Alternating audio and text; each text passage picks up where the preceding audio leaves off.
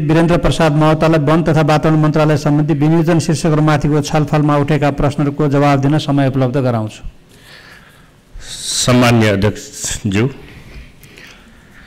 म समयको परिधिभित्रै रहेर मान्यजीहरूले उठाउनु भएको जिज्ञासा र प्रश्नहरूको जवाब म दिने कोसिस गरिरहेको छु।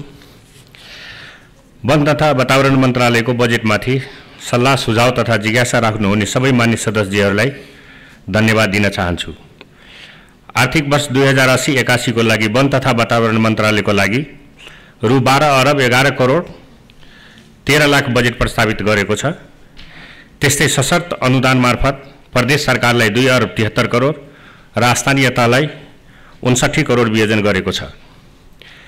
मान्य सदस्यहरूबाट उठान भएका वन क्षेत्रको दिगो व्यवस्थापन, जडीबुटी तथा गैर काष्ठ वन पैदावारको प्रबन्धन, वन उद्यम, मानव वन जन्तु बीचको द्वन्द्व व्यवस्थापन, जलवायु परिवर्तन, न्यूनीकरण र अनुकूलन, चुरे संरक्षण वातावरण संरक्षणका विषयहरू, राष्ट्रिय वन नीति 2075 को 15औं अवधिक योजना, आर्थिक वर्ष 2080-81 को नीति तथा कार्यक्रम एवं बजेट वक्तव्यले परिलक्षित गरेका विषयहरू नै हुन्। त्यसर्थ यी नै विषयवस्तुमाथि केन्द्रित रहेर बजेट प्रस्ताव गरिएको छ।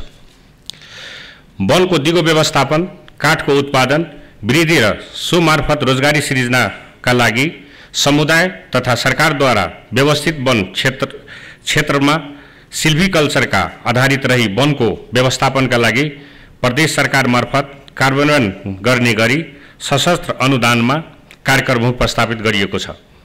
यसका साथै प्रदेश सरकारहरूबाट पनि स्थानीय वनको अवस्था अनुसार सिल्भिकल्चरमा आधारित रही वनको दिगो व्यवस्थापन गर्न मापदण्डहरू स्वीकृत गरी वन व्यवस्थापन गर्न थाल्ने गरिएको छ। यसबाट वनको दिगो व्यवस्थापन भई काठ दाउरा उत्पादनमा वृद्धि हुने र विदेशी काठको आयात कमी हुने देखिन्छ। हरियाली प्रबन्धनका कार्यक्रमहरूलाई प्राथमिकतामा दिएको छ, जसको लागि वृक्षारोपण, बिरुवा उत्पादन, शहरी वन, हरियाली पार्कका कार्यक्रमहरू सङ्घ र प्रदेश र स्थानीय तहहरू तथा उपभोक्ता लगायतका सरकारवालाहरू सहितको सहभागितामा कार्यान्वयनमा ल्याइनेछ। वन उद्यम प्रबन्धन, वृक्षारोपण तथा दिगो वन व्यवस्थापनका लागि आगामी आर्थिक वर्षमा सङ्घ, प्रदेश र स्थानीय तीनै तहबाट समृद्धिका लागि वन कार्यक्रम सञ्चालन गरिनेछ। वन अतिक्रमण, वन डन्ठेलो लगायतबाट वनको संरक्षणमा यस मन्त्रालय सजग रहेको छ। राष्ट्रिय वन क्षेत्रहरूमा अतिक्रमण तथा डन्ठेलो नियन्त्रणका कार्यक्रमहरूलाई सशस्त्र अनुदानका रूपमा प्रदेश सरकारहरू मार्फत बजेट उपलब्ध गराइएको छ। त्यस्तै देशभर रहेका 20 वटा संरक्षण क्षेत्रहरूमा हुने डन्ठेलो तथा अतिक्रमण व्यवस्थापनका कार्यहरू राष्ट्रिय निकुञ्ज तथा वन्यजन्तु संरक्षण विभागबाट कार्यान्वयन हुने गरी बजेटको व्यवस्था गरिएको छ।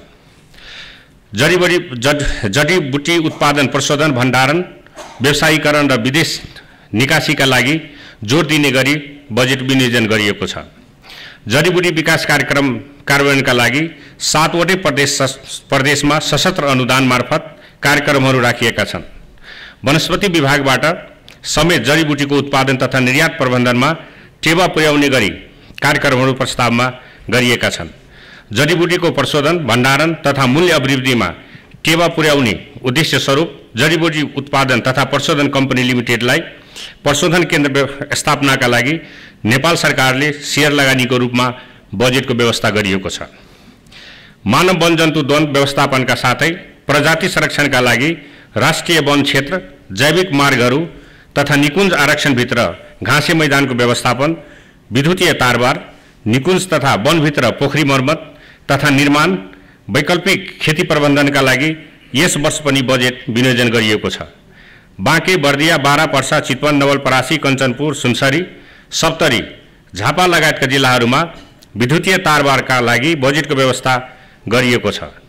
वनजन्तुबाट हुने क्षतिको राहत वितरण प्रक्रियालाई छिटो र छरितो सरलीकृत गर्दै बाँदर र नीलगाईबाट समेत हुने क्षतिलाई समेट्नका लागि वन्यजन्तुबाट हुने क्षतिको राहत निर्देशिका 2069 विस्थापित गर्ने गरी नयाँ निर्देशिका स्वीकृतिका लागि नेपाल सरकार मन्त्री परिषदमा प्रस्ताव पेश गरेको छ। चुरे संरक्षणका लागि चालु आर्थिक वर्ष 1 अर्ब 5 करोड बजेट विनियोजन गरिएको छ। चुरे क्षेत्रमा नदी प्रणालीमा आधारित भई 5वटा कार्यान्वयन इकाइ मार्फत भू संरक्षण, जल पूर्वाभरण, वृक्षारोपण, कृषि वन, खोला किनारा स्थिरीकरण लगायतका कार्यक्रमहरू सञ्चालनमा छन्। यसका साथै चुरे क्षेत्र बाहेकका क्षेत्रमा भू संरक्षणका कार्यक्रमहरू 4वटा संघीय बृहत जलाधार कार्यालयहरू तथा सशस्त्र अनुदानका कार्यक्रमहरू मार्फत प्रदेश सरकारहरूले कार्यान्वयन गर्ने गरी बजेट विनियोजन गरिएको छ। जलवायु परिवर्तनको प्रभाव न्यूनीकरणका लागि नेपाल सरकार तथा विभिन्न विकास साझेदार निकायहरूसँगको सहकार्यमा प्रत्यक्ष वा परोक्ष रूपमा जलवायु परिवर्तन न्यूनीकरण तथा अनुकूलमा सघाउ हुने पुग्ने खालका कार्यक्रमहरूको लागि सङ्घ, प्रदेश, स्थानीय तहबाट कार्बन हुने गरी बजेट विनियोजन गरिएको छ। जलवायु परिवर्तन अनुकूलनका लागि अन्तर्राष्ट्रिय जलवायुविद र प्रविधिमा नेपालको पहुँच बढाउँदै लगिनेछ। विकास र वातावरणलाई सँगसँगै लग्न सके मात्र हाम्रो विकासको दिगो हुन्छ। आयोजनाहरूसँग सम्बन्धित वातावरणीय अध्ययन प्रतिवेदनको कार्यान्वयनमा मन्त्रालय सजग छ, जसका लागि नियमित अनुगमन, वातावरणीय परीक्षणका कार्यहरू नियमित रूपमा गरिँदै आएको छ। वातावरण संरक्षणमा प्लास्टिक झोला नियन्त्रण कार्ययोजना कार्यान्वयन, मापदण्ड तथा निर्देशिका तर्जुमा अनुगमन, पार्क निर्माण तथा व्यवस्थापन, प्रयोगशाला उत्तरोन्नति, प्रचार प्रसार अध्ययन अनुसन्धान लगायतका कार्यक्रमहरू तय गरिएको छ।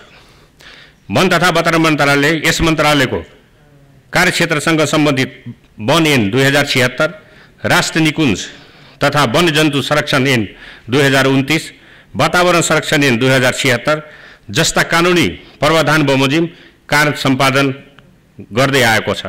यी नीतिगत तथा कानुनी दस्तावेजहरूलाई अझै जनमैत्री तथा कार्बन योग्य बनाउनका लागि सम्बन्धित ऐन तथा नियमलाई समय सापेक्ष रूपमा संशोधन गरी एकीकृत गर्दै अगाडि बढाइनेछ। मान्य सदस्यजीहरूबाट प्राप्त सुझावलाई हर सम्भव सम्बोधन हुने गरी बजेट परिचालन तथा कार्यक्रमको सञ्चालन हुने कुरामा प्रतिबद्धता जाहेर गर्दछु। धन्यवाद। माननीय सदस्यहरू, वन तथा वातावरण मन्त्री वीरेन्द्र प्रसाद महतोले दिनुभएको जवाबका सम्बन्धमा स्पष्टीकरण माग गर्न चाहनुहुने माननीय सदस्यहरूलाई समय उपलब्ध गराउँछु। विनियोजन विधेयक अन्तर्गत सम्बन्धित मन्त्रालयको विनियोजन शीर्षकमाथिको छलफलमा भाग लिनुभएका माननीय सदस्यहरूले मात्र स्पष्टीकरण माग गर्न पाउनुहुने बेहोरा जानकारी गराउँदछु। स्पष्टीकरण माग गर्न चाहनुहुने प्रत्येक माननीय सदस्यलाई 1 मिनटको समय निर्धारण गरेको छु। माननीय इन्दिरादेवी गौतम। सम्माननीय अध्यक्ष महोदय, मन्त्रीज्यूले यो वन तथा वातावरणको सम्बन्धमा जो जानकारी गर्नुभयो, यो त नीति तथा कार्यक्रमको प्रस्तुति गर्नुभयो। उहाँले त्यो विनियोजन विधेयकमाथिको छलफलमा उठेका विषयहरूलाई उहाँले प्रश्न पार्न सक्नु भएन। मैले नै त्यति बेला पनि धेरै कुराहरू मानिसहरूमा यो जङ्गली जनावरहरूबाट आक्रमण भइरहेको, अतिक्रमण भइरहेको र त्यहाँ पीडित जनताहरूको बारेमा पनि कुरा उठाएको थिएँ। केही समय यता बाँदर र जङ्गली बँदेरको सङ्ख्यामा अत्याधिक वृद्धि भई गाउँले जनजीवनमा यिनीहरूको बिगबिगीले कृषि बालीहरू नोक्सान पुर्याएका छन्। जनताको कृषि बाली अन्नपातहरू जोगाउनका लागि बाँदर र जङ्गली बँदेरको नियन्त्रणमा सरकारले ठोस योजना अगाडि सार्नुपर्छ भन्ने कुराहरू राखेको थिएँ। अनि त्यसै गरी मैले अर्को कुराहरू चाहिँ जस्तो अहिले म यहाँ थप्न चाहन्छु, मैले कतै समाचारमा पढेको थिएँ, हाम्रो छिमेकी मुलुक चीनले अर्को छिमेकी मुलुक श्रीलङ्काबाट 1 लाख बाँदर आयात गर्ने सहमति गरेको छ। यस किसिमको आयात हाम्रो छिमेकी मुलुकले नेपालबाट। माननीय खिमलाल देवकोटा। सम्माननीय अध्यक्ष महोदय, हामीले संविधान जारी गरेको 1 दशक पुग्न लागिसक्यो, तर अहिलेसम्म हामीले पञ्चायतकालीन कानुनहरू बोकेर हिँडिरहेका छौँ। जस्तो राष्ट्रिय निकुञ्ज तथा वन्यजन्तु संरक्षण ऐन 2029 छ। मैले सम्माननीय अध्यक्षज्यू मार्फत मेरो माननीय मन्त्रीज्यूको मेरो प्रश्न छ, तपाईँले यो कानुनलाई हाम्रो संविधानको भावना अनुसारसँग तालमेल चाहिँ कहिले मिलाउनुहुन्छ? विभिन्न संरक्षणको नाममा विभिन्न जस्तै अन्नपूर्ण संरक्षण क्षेत्रमा पनि त्यहाँ इक्यापका कारणले त्यहाँ 2071 सालमै त्यो इक्याप चाहिँ त्यहाँको प्रभावित क्षेत्रका समुदायलाई हस्तान्तरण गर्ने भनेर 2071 सालमै यो एउटा राजपत्रमा यो छापिएको छ। त्यो अहिलेसम्म हस्तान्तरण हुँदैन, किनभने हामीले गणतन्त्र ल्याएछौँ होइन, त्यसपछि संहिता पनि ल्याएछौँ। तर पुराना पञ्चायतकालीनकै कानुनलाई बोकेर अहिलेसम्म संरक्षण क्षेत्रको नाममा नागरिकले यति धेरै दुःख पाएछन्, चाहे माडीको कुरा गरौँ चाहे बर्दियाको तराईको कुरा गरौँ, चाहे पर्साको कुरा गरौँ, चाहे रसुवाको कुरा गरौँ, मैले यो कुरा चाहिँ सम्माननीय अध्यक्षज्यू मार्फत मन्त्रीज्यूको ध्यान गराउँछु। हस्, धन्यवाद। माननीय सदस्यहरू, अब माननीय सदस्यले सोध्नु भएको स्पष्टीकरणका सम्बन्धमा प्रश्न पार्न माननीय वन तथा वातावरण मन्त्री वीरेन्द्र प्रसाद महतोलाई समय उपलब्ध गराउँछु।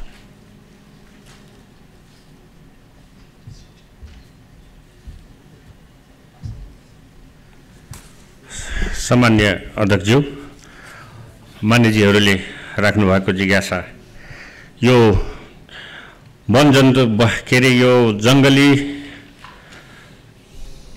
अतिक्रमणमा बाँदर, हात्ती, नीलगाई, बँदेल जस्ता यी जीवजन्तुहरूले जुन किसानहरूलाई दिने गरेको बेला बेलामा दिने गरेको जुन समस्याहरू छ त्यसको बारेमा हामी यसमा एकदमै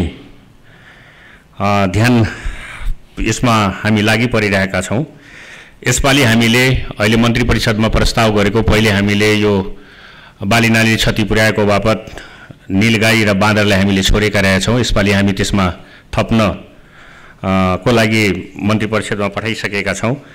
र यो कस्तो छ भने यो जति गरे पनि, जति हामीले तारबार लगाउन कोसिस गरे भने पनि यसलाई अलिकति जोगाउन, यसलाई यतिबाट कम क्षति हुन उसबाट हामी लागि त परेका छौँ, तर पनि अपर्याप्त बजेट नभएको कारणले पनि यसमा अलिकति हामी त्यति आक्रमणको रूपमा अगाडि बढ्न सकिरहेका छैनौँ। तर मलाई लाग्छ यसपालिको यो जुन हात्ती आक्रमणको बिमा पनि गरेका छौँ, यस्तै बाघ आक्रमणबाट घाइते हुनेहरू या मारिनेहरूको परिवारको लागि बिमाको पनि व्यवस्थापन गरिएको छ।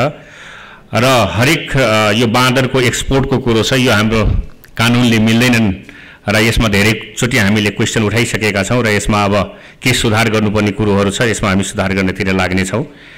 यसमा हाम्रो ध्यान गएको कुरो म मान्यज्यूलाई अवगत गराउन चाहन्छु। राष्ट्रिय निकुञ्जको कुरोहरू छ। राष्ट्रिय निकुञ्जमा आजदेखि होइन, यो उहाँले मान्यज्यूले उठाउनु भएको कुरो एकदमै जायज कुरो हो, किन एकदमै पुरानो नियम कानुन हामीभित्र छ।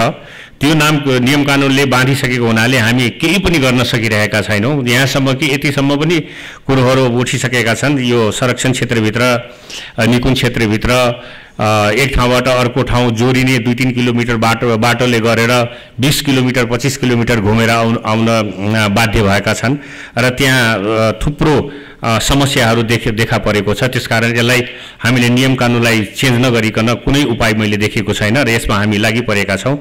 त्यसकारण आउने दिनमा यो नियम कानुनलाई समय सान्दर्भिक हामी चेन्ज गर्ने र कोसिसमा छौँ। धन्यवाद। माननीय सदस्यहरू, वन तथा वातावरण मन्त्रालय सम्बन्धी विनियोजन शीर्षकमाथिको छलफल यही समाप्त हुन्छ। सत्य, तथ्य, निष्पक्ष अनि खोजमूलक समाचारको साथमा एभरेस्ट न्यूज।